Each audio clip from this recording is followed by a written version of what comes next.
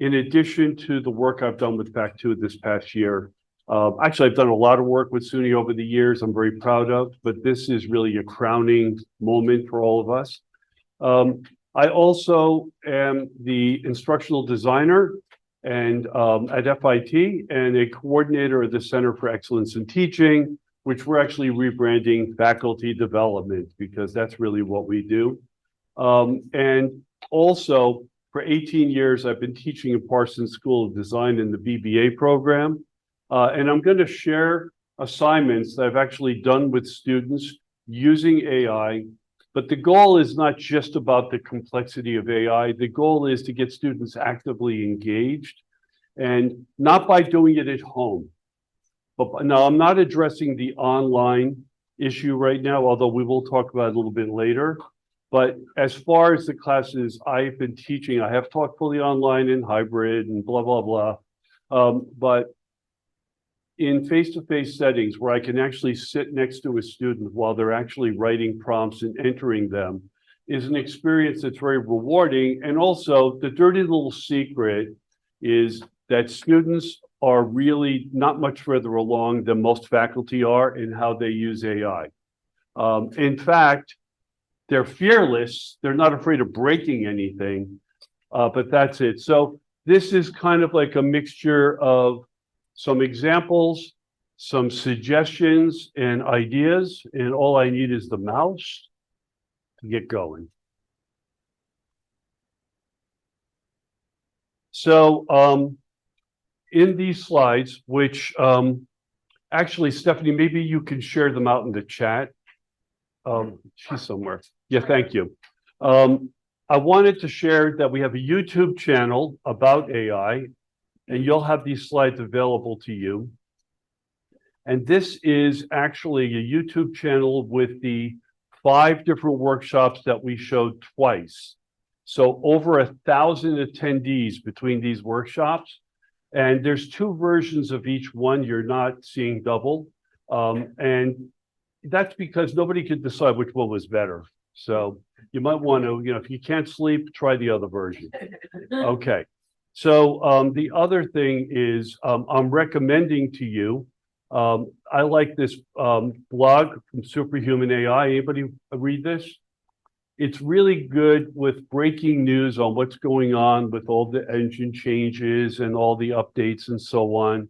And, a lot of it is like very breathlessly excited about what's going on. But our challenge is that we are constantly catching up, right? Just as soon as you learn how to use, like look what Google did with their new engine and what ChatGPT is doing with their engine and so on. So this is linked in here. And I also am providing a link to Derek Bruff's Agile Learning. And that's teaching his blog on teaching and learning, which is excellent. And Derek will be speaking on Friday morning at this conference. So I hope that you will catch up with him. And now let's just get back to it. I would like to go into there are too many things out here. Let me just clear the space a little bit. So I'm just looking for my slideshow button. What am I missing, guys? Refresh the page to see. Yeah, I think it just, there it is. I'll be toggling back and forth periodically, so I hope I don't cause anybody discomfort by all the moving around.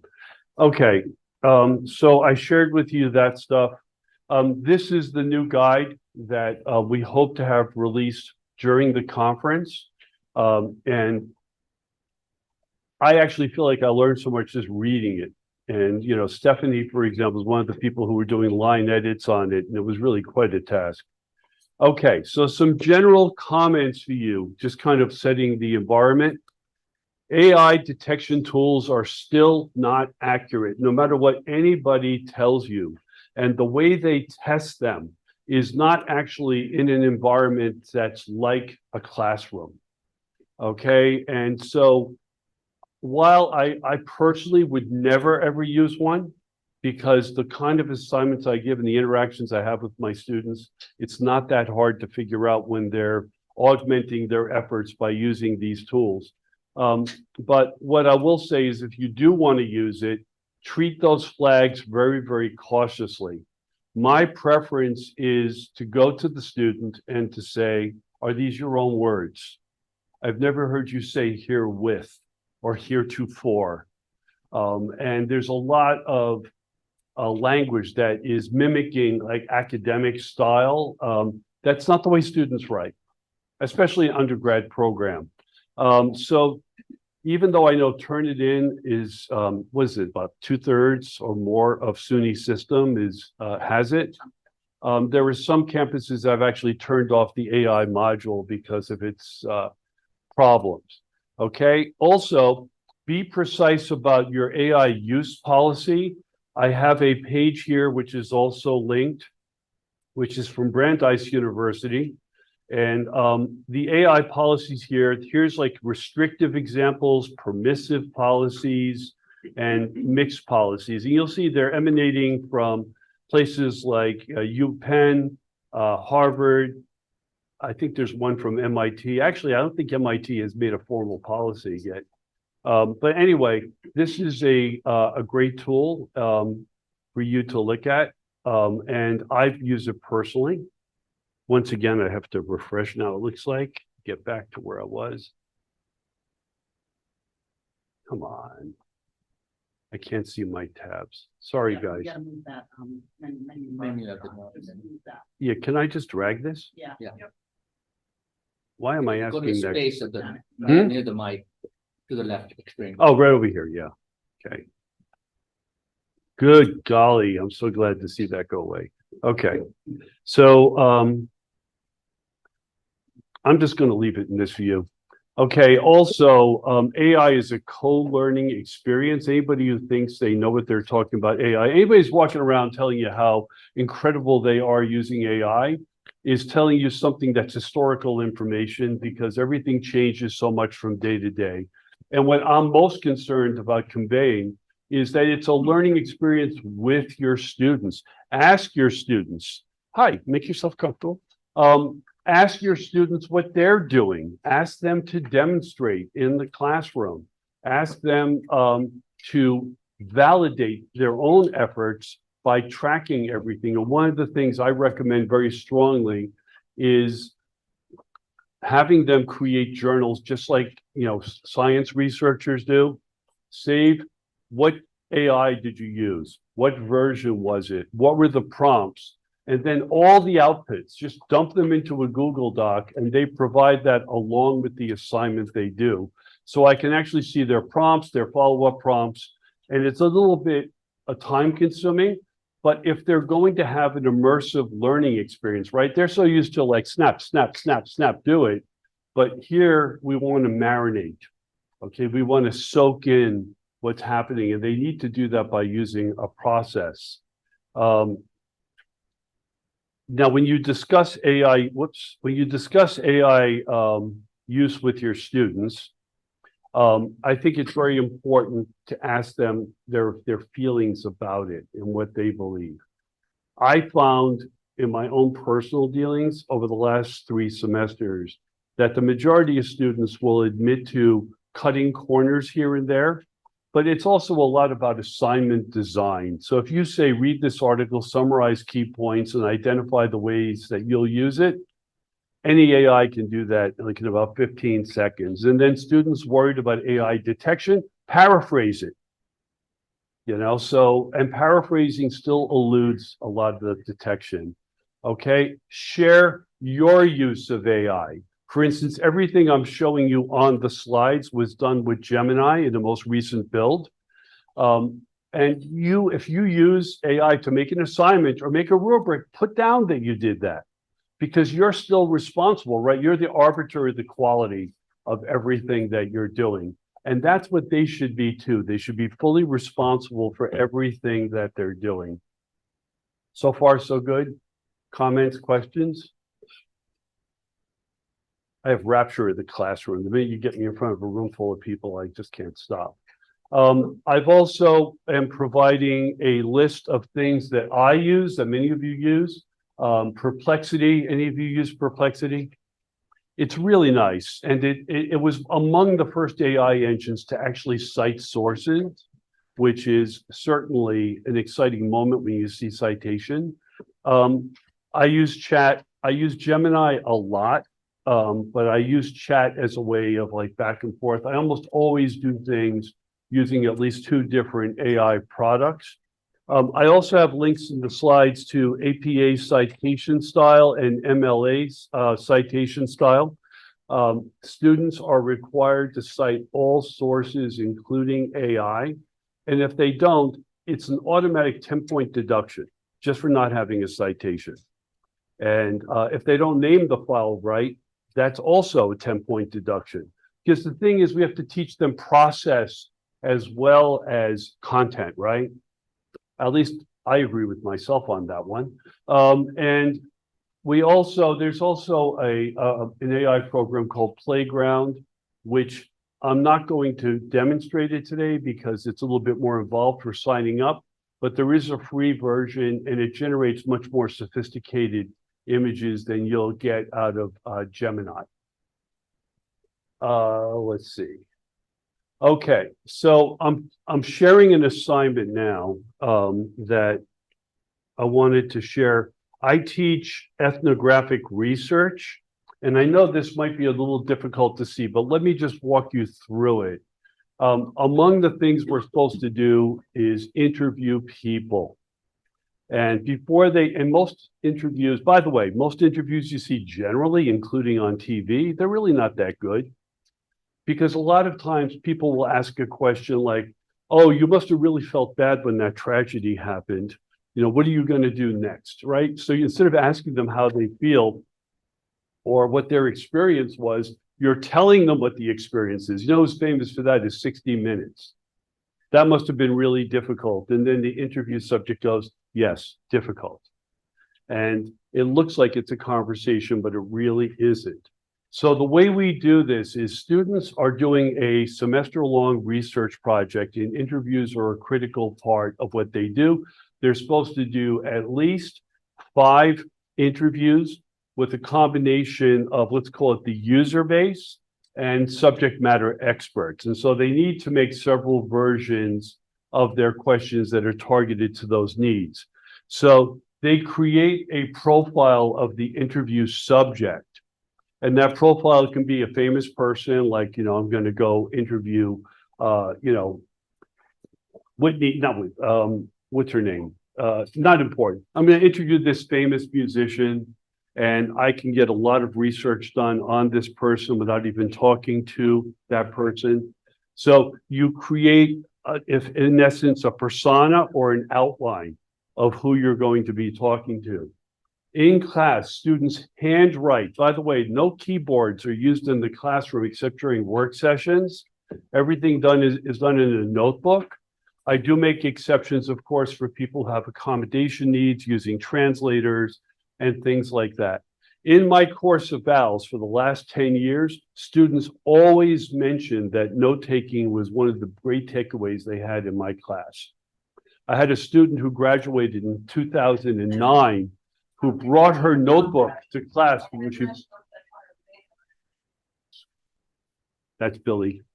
I should say hi. So anyway, so you can also create a fictitious persona, right? Like say they're doing research on dating and relationships, for people who are like 18 to 24. They can create a persona of a female or a male or somebody who is gender fluid and describe that person's life in an imaginative way and then develop questions for them. Some people call this user-centered research. It actually emanates in part from combination of product design and user experience design. So it's really the same thing, right? It's just that they're learning how to do questions. So they write 8 to 10 questions with a pen on a piece of paper, and then they scan them right into their Google Drive using Notes. For all iPhone users, Notes, which is built into your iPhone, has a beautiful scan feature. So you could take a shot and it resolves almost instantly. You could send it to Drive or you can keep it in notes. So once they've written the 8 or 10, we do a pair and share. People get together in groups of 2, sometimes 3 if it's an odd number, and they actually test the questions on each other and get feedback.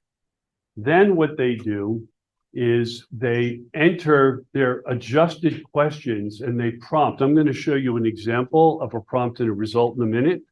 And prompt for 2 or 3 versions. So you can just say, take these questions and rephrase them 3 different ways, or you can say, take these questions and rephrase them for more specific context. You could pick a particular person, or not person, but I want to interview people about dating and relationships. So please rephrase these questions aiming for women 18 to 24. Now you have your original questions, so you know what you were thinking. And then when you get it rephrased, a lot of times the AI will actually give a more complex response, which is very thought-provoking to the students.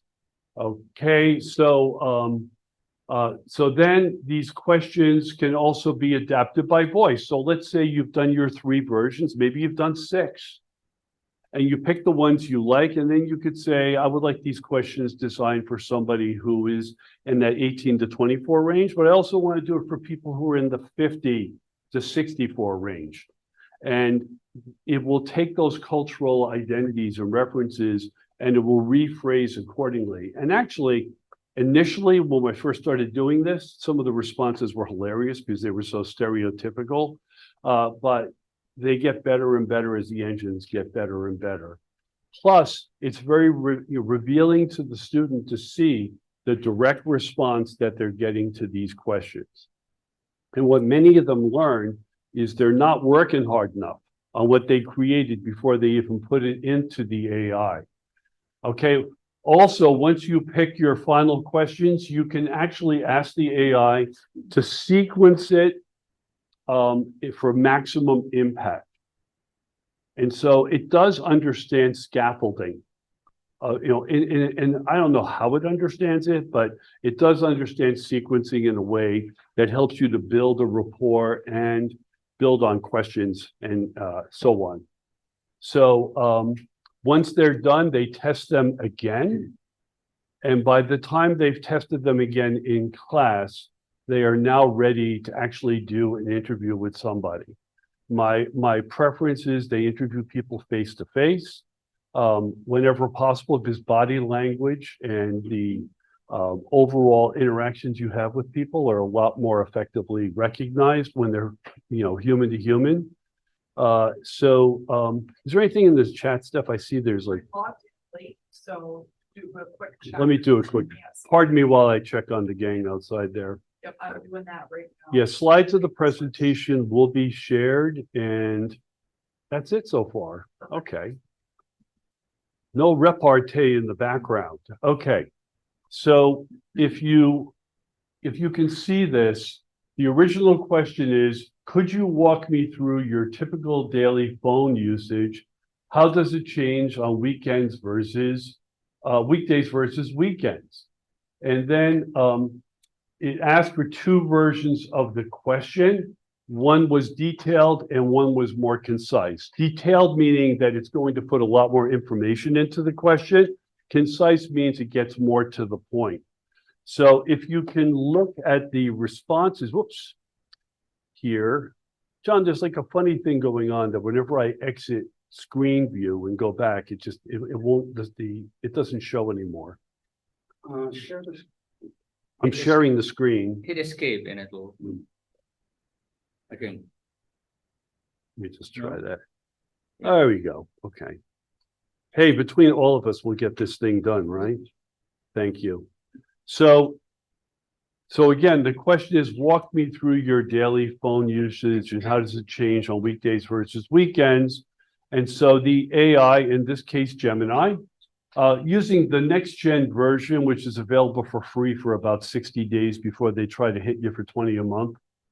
And the first one is, walk me through a typical weekday morning routine with your phone. What apps do you use first and for what purpose? How does your phone usage change throughout the workday, and how does it differ from your evening routine? Now, it's not responding exactly to the question, but it also brings up a lot of really interesting points. Like, if you're going to walk me through your day, start with the morning. Okay, important point. What apps do you use first? So the first question just relies entirely on the interview subject to frame it. This question actually gives them information that helps them to really think in more of a journey mapping kind of way of what did you do when you wake up and how do you go through your day. The more concise version, gotta get this stupid thing out of the way again. Is can you describe general patterns of your phone usage throughout the day? Do you notice any significant differences between weekdays and weekends? So my feeling is that question, by the way, is actually a question from an actual student. And these are the responses that she got to those prompts using Gemini. The students seem to like Gemini and Chat the best. But I've also showed them Bard and Perplexity, and sometimes the answers they get there are interestingly different. And so you begin to get like more of a flavor. So does this make sense to you? Is this like some kind of an exercise that you might want to consider applying to your particular domain? Okay. And by the way, we're monitoring the chat for those of you online.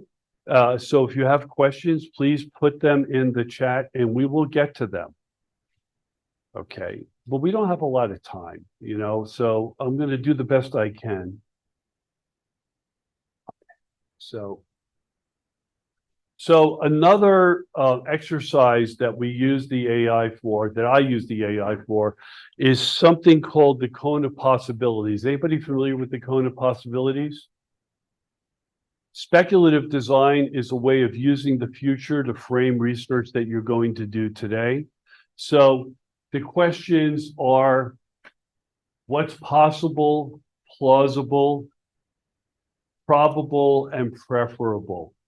So the reason we use the future is because students will generally, and by the way, faculty too, will glom on to what's happening in the social setting that they live in.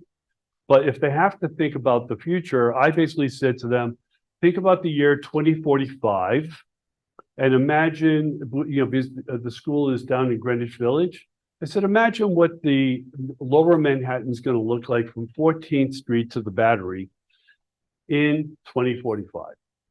And then they do a little bit of research. They get flooding projections, temperature projections, pollution projections. And then they say, well, my interest, my topic I want to study, I'm going to use the relationships topic again, is relationships.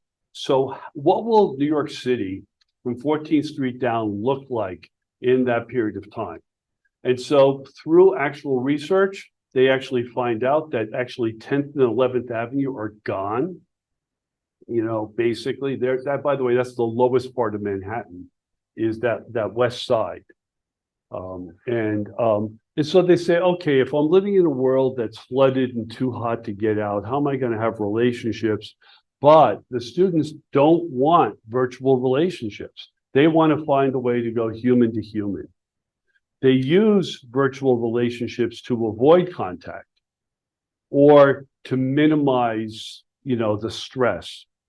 But most of the students in research on relationships is a huge part of what I see, because they're interested in relationships as they relate to people interacting in a world where they need products, they need services, and they need help. So they use this and they pick a topic. And then once they pick that topic, they decide on what's possible, plausible, probable, and preferable. Then they go back from the present, they go back about 20 years and look at those same issues, let's just say in the year 2005. Then they go to 2025 or 2024, and then they begin to see where the trend lines are leading to a possible or preferable future, and that they can imagineer what that future is going to look like. And they use the AI to do that. So here are some examples of prompts that were used about the future to project. And this was all done using Gemini. This same student working on relationships came up with a prompt despite she wanted to know how David, who is 20 years old in the year 2033, is going to now navigate in the environment of the world changing relationships. And this is what came from the prompt. Despite constant online interaction, David, who's 20 years old, feels utterly alone. Can he overcome his anxieties and navigate the complexities of real world friendships in a hyper-connected yet isolated society? And this is remember, the students that we're teaching this year were all people who graduated during COVID from high school. So they didn't have a high school graduation. They actually went through 2 years of not getting to sneak around and get in trouble with their friends. And so they are really forever changed for that. So that's why I think the relationship interest. And then another prompt was in a world that, because we know that Lower Manhattan is flooded, the prompt was, how do we conduct our society in a world that's flooded in Lower Manhattan? And so the response initially was humanity has chosen to dwell underground or underwater due to environmental pressures. Discuss the challenges of building entire societies beneath the surface, focusing on resource management, social structures, potential breakthroughs in technology that might make this transition smoother. And so they can say, okay, well, I know in the future, that this is all going to be flooded. So the avenues are going to become canals, and people are going to have to find other ways to get together. Plus, pollution might be so bad that one student actually built a business plan on oxygen gyms, places that you can go where the climate is controlled and the air is clean, so you could exert yourself without having. And so an example of a visualization. Well, here's one, just one more. So this was, imagine New York City in 2043. By the way, a visualization follows this that was used from this prompt. Will we see a shift towards electric or alternative fuel? Could there be an expansion of existing systems like subways or ferries? You imagine if they converted New York City subway system to be underwater, trains that you could somehow get into. It's kind of fun to think about. So without going any further, these are the visualizations that came out of Gemini. And they're actually disturbing and interesting at the same time. Has anybody done this where they've created prompts for his visualizations? So definitely got to play with it. And you could actually change the questions with follow-up prompts. So do you guys, I want to pause for a minute and invite people from the chat or anybody in this room who has a question or a comment on this kind of exercise for students. Because it could also be used in writing across the curriculum. Yes. Oh, I just have a question. This is whether it's for you in generating the scenario or for the students. So in a recent presentation on AI, one colleague of mine who does research on the ethics of AI, Tom Mackey, was presenting on his recent book. And one of the things that he put next to each generation of an image or any kind of text or scenario was how many attempts it took to get the end result that he was looking for. So sometimes it was like, sort of 3 revisions, 5 revisions. Sometimes it was 14 revisions to actually get to the end product that you were looking for. So my question is, was this based on like attempt number 1, this is what it generated, or was it multiple revisions later? This is like 5 or 6 versions in. And by the way, when did anybody ever do anything good the first shot? I mean, when it, like, for instance, with relationships, it took me a long time to figure it out, but now I'm married 45 years. So it worked, right? But iteration is something that students are not comfortable with. this notion of constantly building on prior efforts feels too time consuming to them. Hi, Maureen. It's so nice to see you. Nicola, you were very involved in our guide. You know, so I just see people who are from our task group. None of us have seen each other in person until here. So yes, yes, sir. What's the learning outcome for assignment? The learning outcome for an assignment like this, I'm glad that you asked that.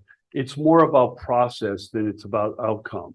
One of the things I find is if I tell students at the end of this, you're supposed to be able to build a bridge across, you know, the East River that can be used by trains, planes, and automobiles. Instead, what I do is they have to do interviews. They have to do cone of possibilities. They have to go through all these different explorations. They also do field work where they actually go out and observe people in the environments and track that. So what basically it is, they have to develop a topic, develop personas for that are based on real or imagined people. And then they have to actually do desk research and document it with an annotated bibliography. And then in addition to that, they need to use some active research methods. So for example, interviews are a big one. I don't know if any of you are familiar with empathy mapping, where you explore the thoughts of a person. But these, so if they tag up on all the requirements for the assignment, then I will also factor in a qualitative review of the outcome. But the students in the class I've been teaching are doing a solo project for the first time in their entire time in the program. So you have to really be supportive of the fact that their outcomes are going to be, you know, a little wacky sometimes. They've only done everything once. Yes. You mentioned the project, say in your whole class, how many of these projects you're supposed to do in one semester, or how do you grade something like this in your grading system? So just, you know, thank you for that question. Would you mind, as you answer, repeating the question for those on Zoom so that they can hear it as well? Actually, ask the question again so I can get it right. In your classroom, if you design this kind of project, how much grading is involved and how much time is involved for them to do this? Okay, so the question was, how much time is involved in the project? Is there just one project for the whole semester? And the answer is, it is one project for the entire semester. And if you want to email me, I'll be glad to send you the brief that I use for it. It's very detailed. It's meant to look like a brief that you would get actually from a client who's looking to develop something. If the students do everything they are asked to do to a level that shows both intensity and so on, they are graded more on effort or struggle, okay, than they are on the outcomes. Because if they're really worried about the outcomes, then all they want is an A. Now, what I do over 15 weeks, I do a combination of labor-based grading, and then I have what I call the tent poles for the semester, which are 6 grades that are based on 0 to 100, that are based on progress. So I divide the entire semester up into 4 phases, and those 4 phases are meant to emulate the stages of a project. So they get a grade for each stage, and then their final grade is going to be on, they produce a compendium, which is a detailed record of everything they've done, and they produce a video, 5-minute video, that overviews what they've actually done. And by the way, for anybody who's doing a lot of presentations in class, try it. Have the students make a 5-minute summary video of what they've done, and you'll be amazed at how much better it is than when they go up and they're stammering in front of the screen like I am this morning. They are so much better prepared. Their storytelling skills have greatly improved as a result, and also no group projects. If us 3 are in a group and we divide up tasks, that means 2 of us have never done what the 3rd person is doing. So if you want the students to have an immersive experience, they need to do soup to nuts. And some of them complain about it during the semester, but none of them complain about it at the end. They have a feeling of accomplishment. So that's part of the strategy. Any other questions? I see the chat. Is there anything new in there, Seth? So everything's great. One person commented that they love your strategy. Oh, thank you. We do have one question that just came through the chat, Jeffrey. Yes. Especially in the speculative scenarios involving environmental disaster. Do you ever experience students pushing back on multiple queries or iterations that exceed their comfort level with generative AI resource depletion? It feels like that could create some friction. It does. So did you all hear the question? Okay, and the question's in the chat for those of you who are online, and we have 70 people online. Well, actually 69. Stephanie doesn't count really, you know. Yes, students don't like to deal with problems that are emotionally charged with them. They also don't like iteration if they can get away with just doing it once. And that is why my strategy is research and field work between classes, active work in the classroom. And that way they can also, by the way, peer-to-peer, some of the critique students give each other is so much better than faculty members who are worried about their course evaluations or promotion. Students will say, you didn't do what the professor asked you to do. You know, and then others will say, I think here's a way to make it better.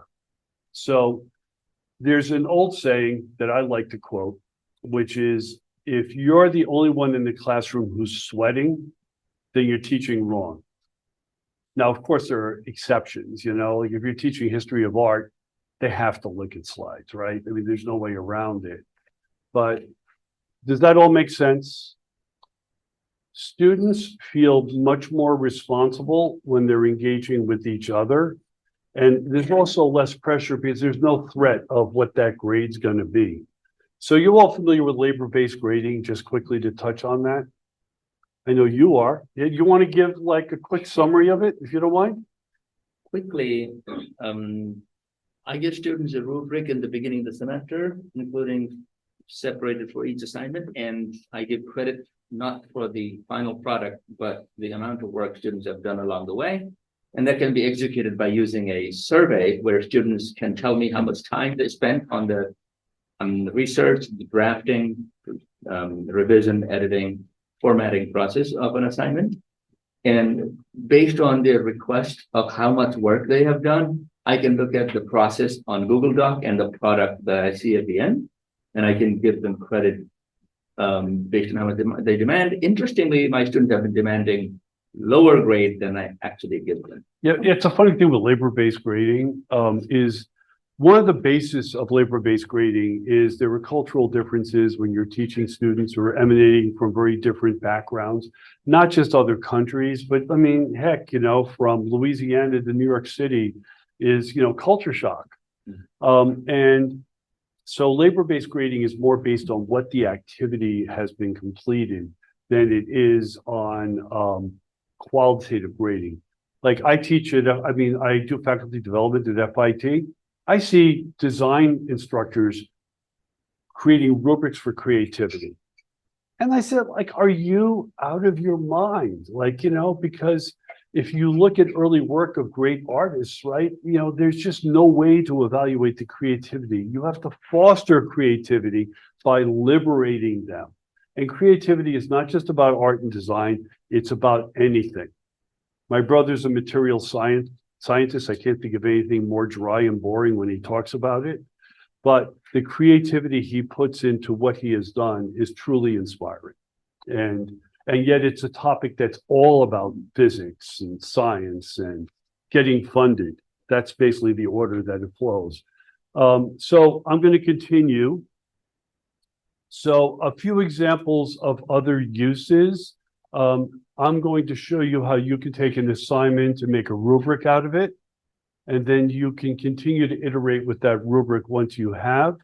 The other thing is, say you've done a survey or even a student has submitted a substantial essay, and you want to break it down to see how students have actually responded to the themes and ideas that you put forward, you can actually take that text and put a prompt in front of it that basically says, remove stop words and other irrelevant information. Has anybody tried that? It's amazing, right? You know, all of a sudden, a 5,000 word essay drops to like maybe 20% smaller. But now, instead of saying, I'm going to eat, I'm going to drink, and I'm going to go dance with a woman, it changes it to eat, drink, man, woman, which is, by the way, a good movie. So it distills it down to the essence, and then you ask it for the themes most expressed in the text.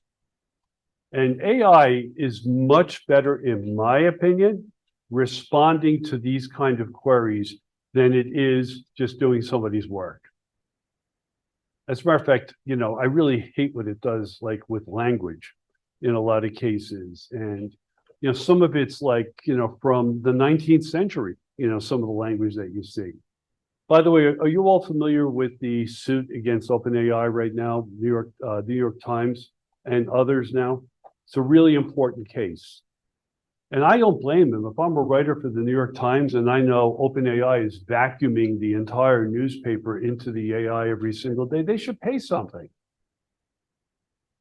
My opinion. Just a little editorial comment on the side there. So what I'm going to do is I'm going to go back and I'm going to show you some of those examples. So here is, let me show you the assignment. So this is how I write an assignment, and I'm not going to really bore you with everything here, but this is an assignment that helps them to develop their topics. So we call it topic scoping because they're exploring around the topic.